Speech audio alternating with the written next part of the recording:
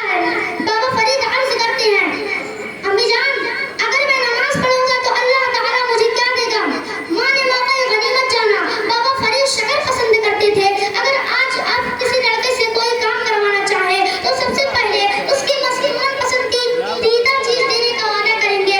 कहेंगे बेटे ये काम करो तो पेड़ा दूंगा। बच्चा पेड़ा पाने की खुशी में मेरा झिझक दो काम करने के लिए तैयार हो जाएगा। बाबा फरीद बाबा